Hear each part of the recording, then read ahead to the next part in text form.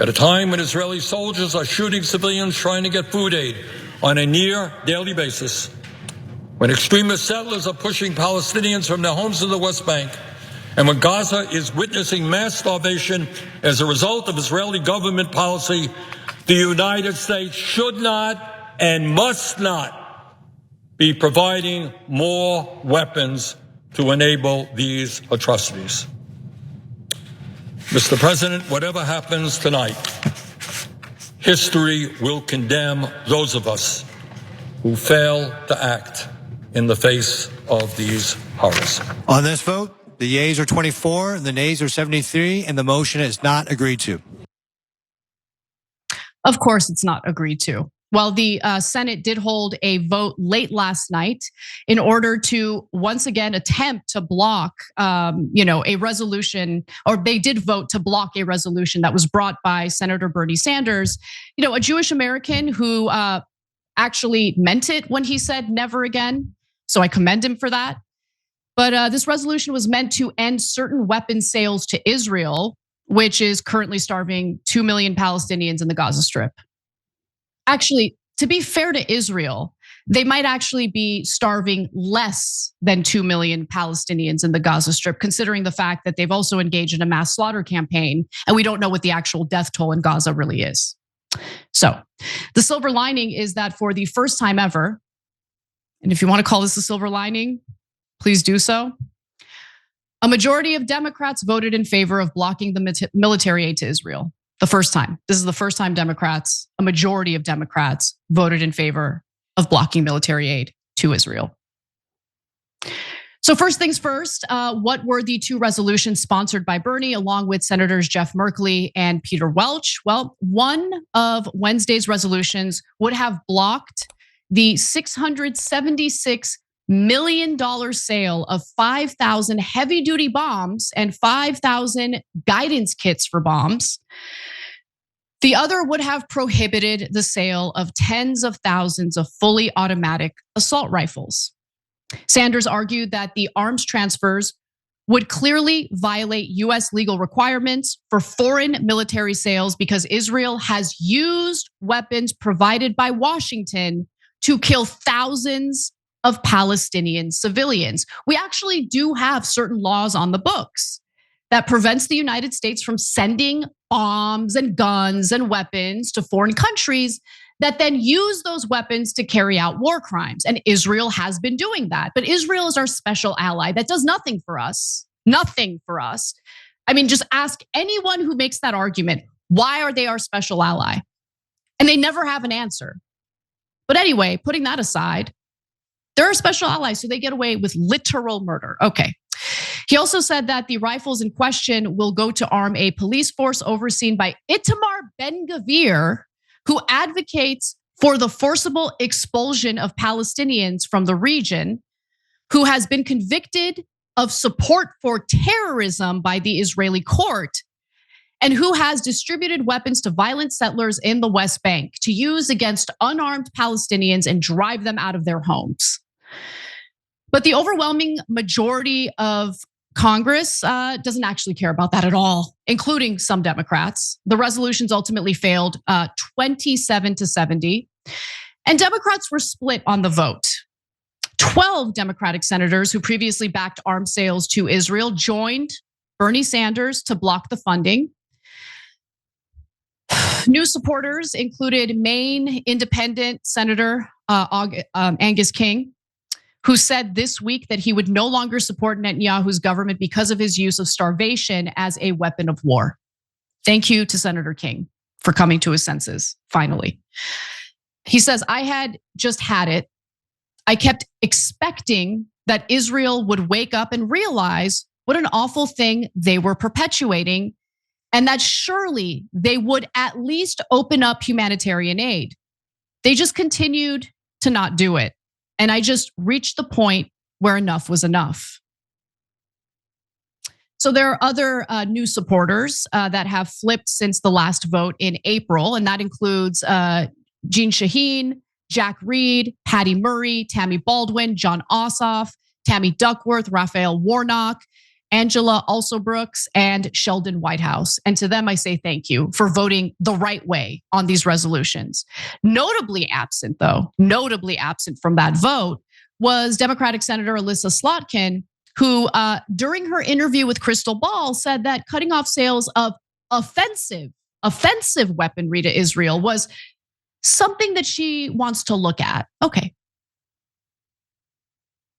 You cut off aid to Israel so long as they're committing crimes against humanity. There is a difference between a weapon to protect a country from incoming missiles versus other type. Offensive and defensive weapons are different. So would you support offensive weapons ban? Like, would you stop any offensive aid to Israel? That certainly, to me, would be a place to look, but I'm not going to cut off a blanket next sale on a defensive weapon. She was lying about maybe wanting to cut Israel off from offensive weapons. And nothing makes that clearer than the fact that instead of staying in Washington to vote on Bernie's resolutions, which only applied to offensive weaponry, by the way, she was on the Colbert Report claiming that there's no deep state. In fact, she used to be a spy. She used to be part of the CIA. And when she was asked about the CIA, which is part of the deep state, she's like, these are great Americans, corn-fed Americans. They're just like you and me. They wear their blue jeans. They wear their white New Balance shoes. F out of here. Not a single Republican voted for either resolution. Okay, so let me emphasize that. Republican lawmakers are even worse on this issue. All the people in the audience who want to glaze Democrats and get mad at me for ever criticizing Democrats, Republicans were worse on this issue. Are you happy? Does that make you feel better? I don't care about partisan obsessions right now because there are bad people on both sides of the political aisle who are rooting for the mass slaughter that we're seeing in Gaza and the West Bank. You want a partisan show? There is a plethora of that garbage out there. Go watch it. I am not going to provide cover for Democrats engaging in bad behavior, ever. That's not me. It never will be me. Senate Foreign Relations Chair Jim Risch gave the usual excuse, arguing that Hamas and not Israel is perpetuating the war.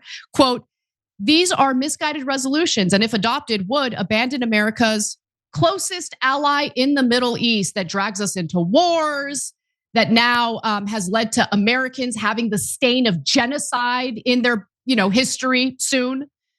And so our funding for genocide continues. Now, Zeteo has decided to mock some of what has been going on here in a way to basically draw attention to how depraved our government is. So as the situation in Gaza becomes more and more horrific, we're actually seeing centrist Democrats desperately trying to act like they care deeply about the innocent civilians and Palestinians that are currently being slaughtered with our help. So writer Frank Capello from Mehdi Hassan's outlet Zeteo filmed a mock video basically posing as a centrist Democrat. And despite it being utterly ridiculous, I gotta say, it sounds just like the real politicians and the arguments that they've been making in DC. So let's take a look. Senator, can you comment on the ongoing humanitarian crisis and famine happening in Gaza? What is happening in Gaza right now is absolutely terrible. We need to be doing everything in our power to end this crisis now.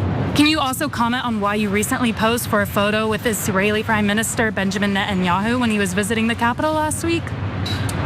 I also believe, as Democrats, that we can't just be employing an either-or strategy, okay? It needs to be both and. We need to both advocate for the people who are being killed and have lunch with the person who is killing them. I actually went to that meeting to hold Netanyahu accountable. I asked him, what are you doing to end this mass suffering? And then he reminded me that this is all Hamas's fault. Will you be calling for weapons restrictions to put pressure on Israel?